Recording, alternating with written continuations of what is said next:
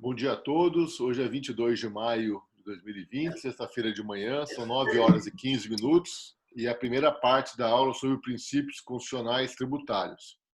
Hoje nós estamos começando mais tarde em função de uma reunião prévia que nós tivemos aí para discutir assuntos outros da universidade, junto aos alunos. Bom, moçada, a gente vai começar a falar agora sobre os princípios constitucionais tributários, tá?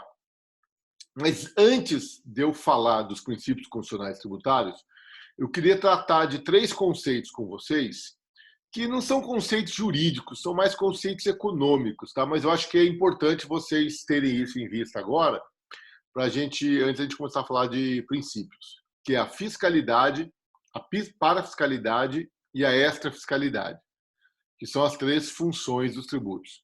Gente, para que serve o tributo?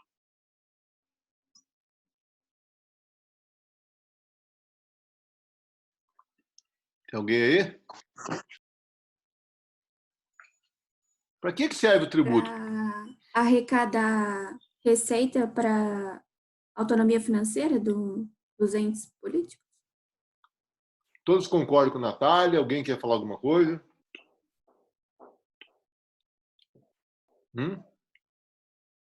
Eu acho que é isso, mas não só isso. Mas eu não sei mais o que é. Essa foi boa. Olha, até hoje, sempre quando eu falei em tributo para vocês, o governo vai tributar, o governo está tributando, o governo vai tributar, o governo vai estar tributando, nós sempre pensamos o tributo como um mecanismo de arrecadação de dinheiro aos cofres públicos, certo? Nós sempre pensamos a tributação como aquela atividade estatal para promover a arrecadação de dinheiro para os cofres públicos. Hoje eu vou mostrar para vocês que o tributo pode ter outra finalidade, ok? Então, olha só, essa classificação aqui, gente, ela não é jurídica, tá? Ela é bem precisa, mas é só para dar uma ideia para vocês de coisas que nós vamos ver lá na frente. Então, a fiscalidade, ou a função fiscal dos tributos, está presente sempre que o tributo é utilizado como mecanismo de arrecadação de dinheiro aos cofres públicos. Então, sempre que o poder público instituir o tributo visando arrecadar dinheiro para os seus cofres, então nós estamos diante da fiscalidade. Ou é a função fiscal dos tributos. Até aqui, acho que nenhuma dúvida, né? É o que nós sempre pensamos. Agora, presta atenção. Existem alguns tributos que... desculpa falar uma coisa. Tem uma apostila aí de princípios constitucionais tributários que eu mandei para a Neia aí. Ela passou para vocês ou ela guardou para ela? Já mandou. Então, a disciplina de princípios constitucionais tributários, porque não vai dar para falar de todos os princípios, tá? Mas eu quero que vocês estudem por essa tabela aí, tá? Essa apostila que eu mandei aí. Com base nela que vocês têm tudo que vocês precisam aí. É claro que vocês vão ler os livros, né? Aquele livro do Vinícius Casalini é muito bom sobre isso, Roca Arraso também é muito bom, mas se atenham àquilo que está naquela lista lá, ok? Bom, agora olha só, muitas vezes, lembra que eu falei para vocês da competência tributária e da capacidade tributária ativa? A competência tributária é o poder que o poder público tem de instituir tributos mediante lei. Agora, a capacidade tributária ativa é a capacidade de exigir o tributo. É a capacidade que a pessoa tem de figurar no polo ativo da relação jurídica tributária. Muitas vezes, quem tem a competência tem a capacidade, mas pode ocorrer da pessoa que tem a competência delegar essa capacidade para terceiros. Lembra? A competência tributária ela é indelegável, mas a capacidade tributária ativa ela é delegável. Então, sempre que o poder público delegar a terceiro a capacidade tributária ativa, nós estaremos diante da chamada parafiscalidade. Por quê? Porque é o tributo utilizado como mecanismo de arrecadação de dinheiro, mas não para o cofre público propriamente dito, não para o caixa da pessoa política, mas para o caixa de uma outra pessoa. Então, isso se chama parafiscalidade. É o que ocorre nas contribuições sindicais, né? Que quem arrecada a contribuição sindical são os próprios sindicatos, e naquelas contribuições de interesse das categorias profissionais, onde quem arrecada os tributos são os órgãos regionais, os conselhos regionais. Tudo bem para vocês? Tudo bem, gente? Tá? Beleza. Presta atenção no que eu vou dizer agora. Gente, o INSS, vocês já tiveram administração pública direta e indireta? Vocês sabem o que é isso, né? A universidade, a prefeitura do município de Taubaté é administração pública direta. A sua secretaria da administração pública direta. Unital, administração pública e indireta, porque é uma autarquia, certo? Então, o INSS é administração pública direta ou indireta? Indireta. Indireta, porque o INSS é uma autarquia pública federal, tá ok? Então, presta atenção. Existiam tá, algumas contribuições previdenciárias que eram arrecadadas diretamente pelo INSS. O INSS, gente, ele tinha lá uma secretaria de arrecadação previdenciária. Essa secretaria de arrecadação previdenciária do INSS, ela arrecadava algumas contribuições previdenciárias para o INSS. Tá ok? Então, vocês vejam que algumas contribuições previdenciárias, elas tinham essa característica da parafiscalidade. Porque quem arrecadava, quem promovia a arrecadação dos tributos, não era a União propriamente dita. Era uma autarquia pública federal, o INSS. Porque quem é que arrecada os tributos para a União? É a Secretaria da Receita Federal do Brasil. Então, quando eu pego o organograma da União, eu pego Presidência da República, Ministério da Fazenda, Secretaria da Receita Federal do Brasil.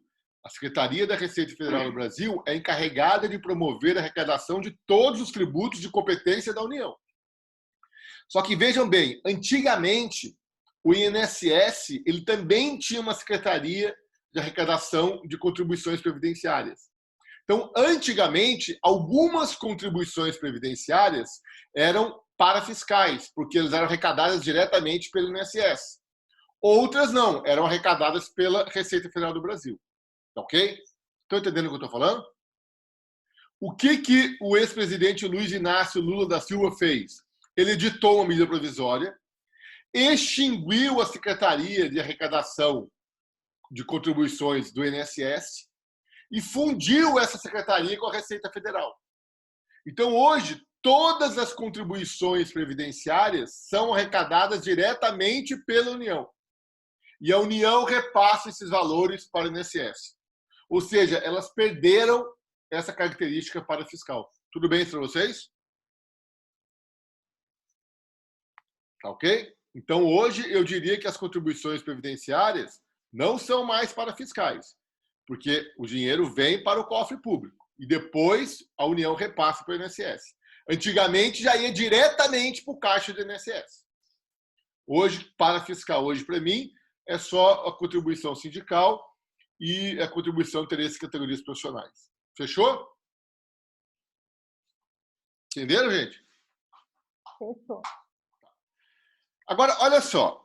O mais importante é vocês entenderem o que é a extrafiscalidade. O que é a extrafiscalidade? A extrafiscalidade é quando o tributo é instituído com uma outra função, que não seja a função fiscal. Então, veja bem, extra é diferente, ok? É uma outra função. Sempre que o poder público utilizar a tributação para alcançar uma outra finalidade que não seja arrecadatória, nós estamos dizendo que o tributo está sendo utilizado na função extra fiscal. Estão entendendo? Beleza. Gente, existe uma indústria automobilística no Brasil? Sim, existe várias. Essa indústria automobilística, ela é importante para a economia brasileira? Sim. Claro, gera empregos, desenvolve, né? Beleza. O que acontece se uma pessoa pudesse comprar um carro na China e vender esse carro aqui no Brasil, tendo como custo somente o preço que ele pagou no carro na China mais o transporte?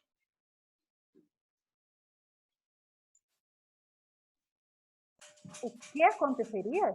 É. A gente não ganharia nada com isso. Ninguém ia comprar carro do Brasil. Só a China. Seria ruim para o mercado brasileiro. Por que seria ruim?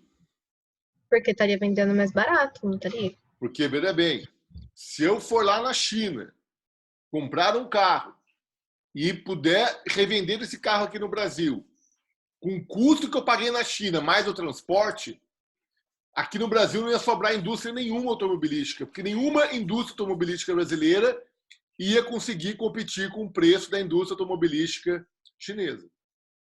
Então, para proteger o mercado interno brasileiro, o que o governo federal faz? Ele vai lá e institui o imposto de importação, com a alíquota de 50% a 100%. Por quê? Porque daí o carro vem da China, mas para ele entrar aqui no Brasil, ele vai ter que pagar imposto. E aí o preço dele fica compatível com o preço brasileiro e eu protejo o mercado interno brasileiro. Estão me entendendo? Sim. Veja, o governo está manipulando a alíquota do imposto de importação visando arrecadar dinheiro? Não. E aí, por isso que eu digo que essa classificação ela é imprecisa, porque, veja bem, o dinheiro arrecadado com imposto de importação é bem-vindo, obrigado. Não é que imposto de importação não tenha função fiscal. Claro que tem. O dinheiro que entra é arrecadado e é bem-vindo. Só que o problema é que quando o governo manipula as alíquotas do imposto de importação, ele está manipulando essas alíquotas não com a função de arrecadar mais ou menos. Não é isso que ele está pensando. Ele está pensando na função de proteger mais ou menos o mercado interno brasileiro. Tudo bem? Estão me entendendo? Por exemplo, lá no Líbano, na terra do meu pai, lá não tem indústria automobilística. Então, os carros de lá, eles importam da Alemanha. E existe uma alíquota de importação, mas é uma alíquota de 10%. E não é que nem aqui, que é uma alíquota alta, é uma alíquota baixa.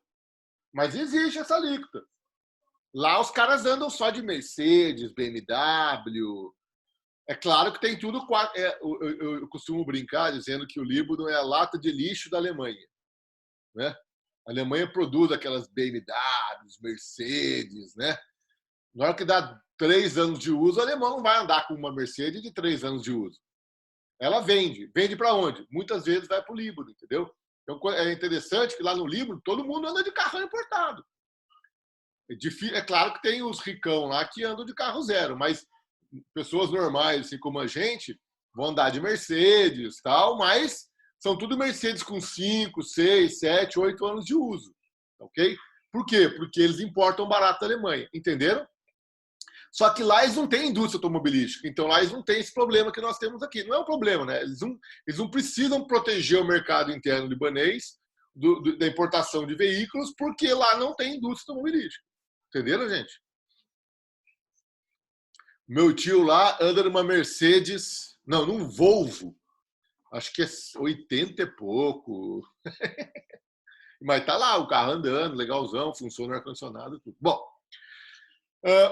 então vou contextualizar para vocês, tá?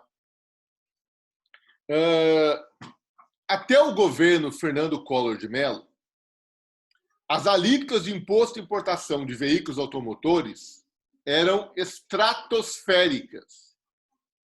Gente, só tinha carro importado no Brasil gente muito rica.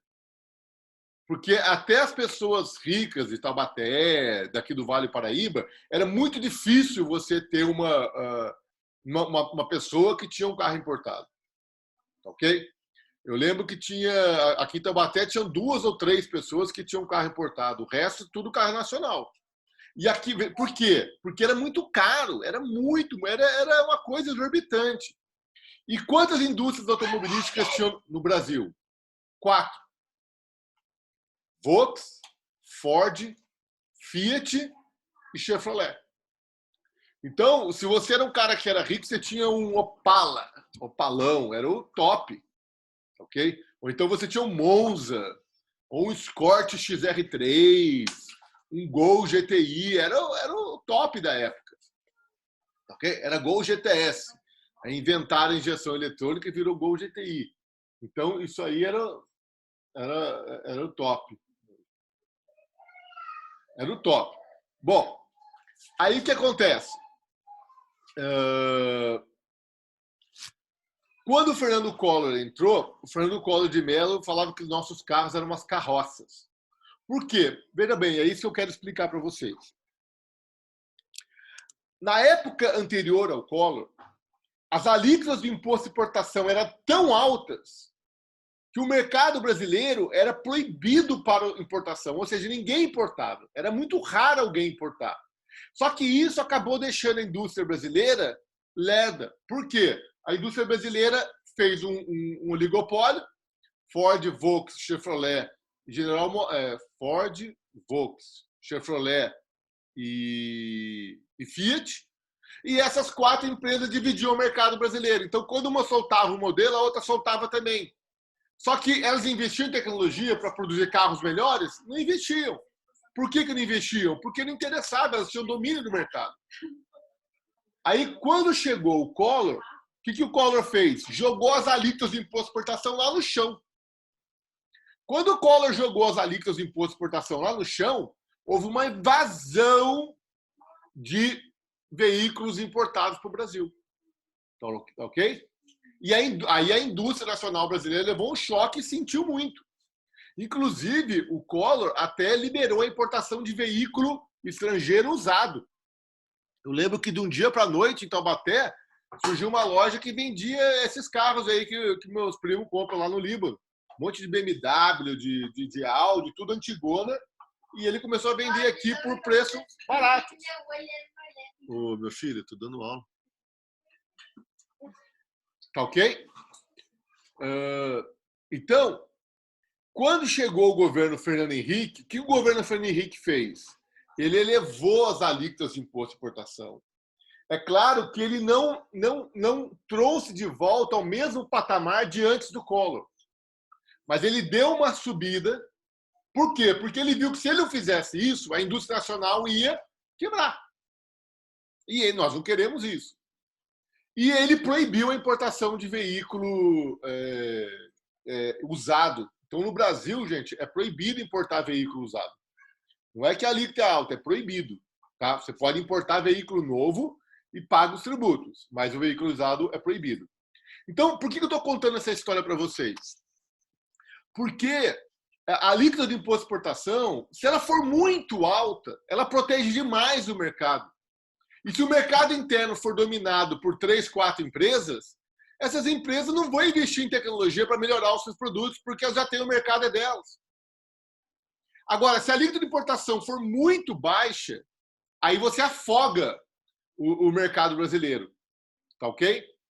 Então, a alíquota de imposto de exportação ela tem que ter uma medida certa para que ela permita a concorrência entre produto nacional e estrangeiro, mas também para que ela não deixe a indústria nacional muito folgada, mas também que ela não deixe a indústria estrangeira folgar o nacional. Entenderam o raciocínio?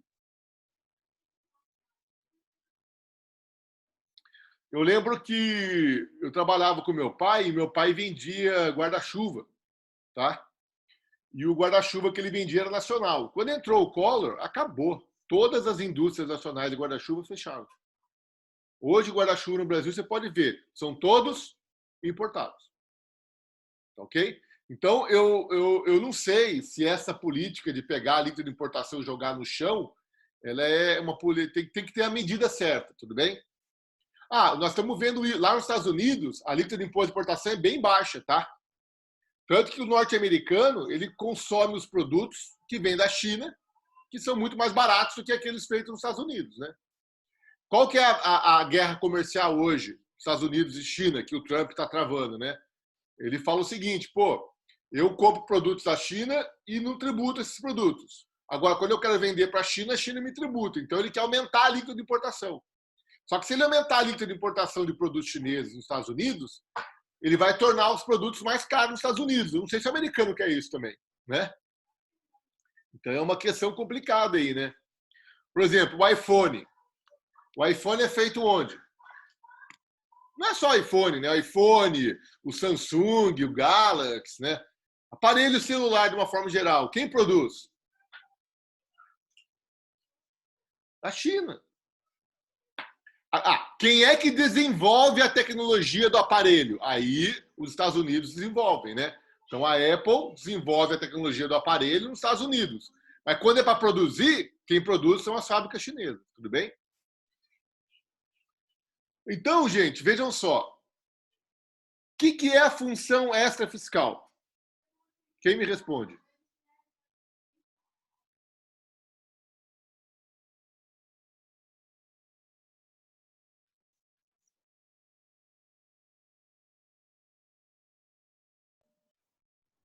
Ah, aqui, ó. É uma função diferente da arrecadatória que visa proteger o mercado interno. Não, veja bem, ó. Promover o controle da economia, proteger o mercado interno, é um exemplo de extrafiscalidade, tudo bem?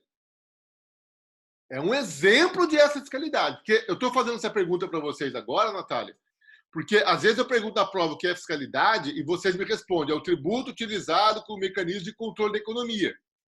Tá errado. Por que está errado? Porque eu estou perguntando o que é fiscalidade e você me respondendo com um exemplo de fiscalidade. Então, fiscalidade é quando o tributo é utilizado com uma função diferente da função extrafiscal. E, geralmente, essa função sempre tem a ver com o controle da economia. Ok? Agora, eu posso usar o tributo, por exemplo, para promover controle do meio ambiente. Eu posso aumentar a alíquota de tributos que incidem sobre propriedade de quem degrada o meio ambiente. O IPTU, ele é progressivo, ele pode ser progressivo quando a pessoa não utiliza o seu imóvel urbano. Não sei se vocês sabem, mas muitas vezes a pessoa é proprietária de um imóvel urbano no centro da cidade e o imóvel fica abandonado lá. A prefeitura pode aumentar as alíquotas do IPTU até o cara dar uma destinação para aquele tributo, para aquele imóvel. Veja, a prefeitura não está aumentando a alíquota do IPTU daquele imóvel porque ela quer arrecadar mais. Ela está aumentando a alíquota do IPTU daquele imóvel porque ela quer forçar o proprietário daquele imóvel a dar uma função para aquele imóvel que está abandonado no centro da cidade. Estão entendendo? Então, olha só, a função extrafiscal está presente sempre que o poder público manipular os tributos com uma função não arrecadatória. Poxa, mas se a função não é arrecadatória, qual será a função? Pode ser com fins ambientais, mas geralmente é com fins econômicos. Entendeu agora, Natália?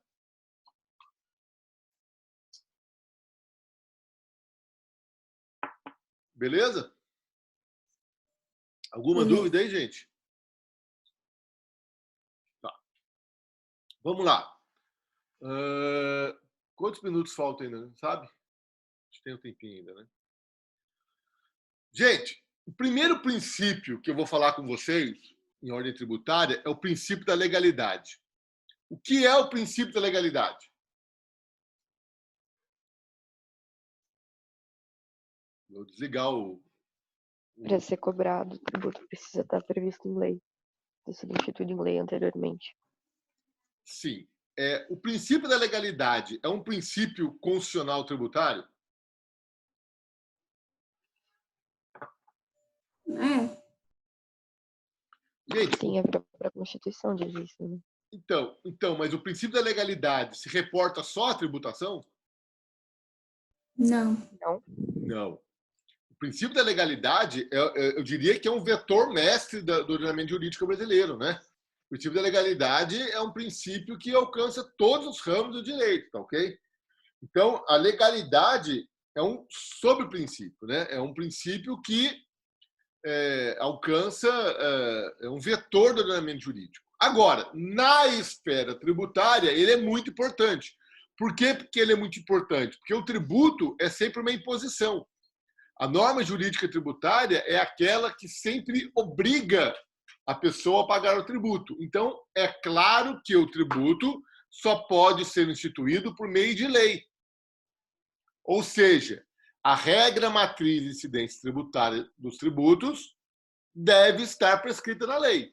Então, todos aqueles critérios da regra matriz que nós estudamos devem estar onde? Na lei. Inclusive, existe até um outro princípio chamado da tipologia tributária, que vai dizer exatamente isso, especificamente isso. Todos os critérios da regra matriz devem estar prescritos na lei. Tudo bem, gente? Entenderam isso? Agora, presta atenção. Vamos fazer o seguinte, falta 10 minutos para encerrar. Vou fechar essa aula aqui, vou abrir uma outra. Vocês podem usar o mesmo link, tá? Para entrar. Eu não preciso mandar um link novo, tá? Usa o mesmo link, vou derrubar essa e já entra de novo, porque eu não quero parar no meio, tá? Da explicação que eu vou começar agora.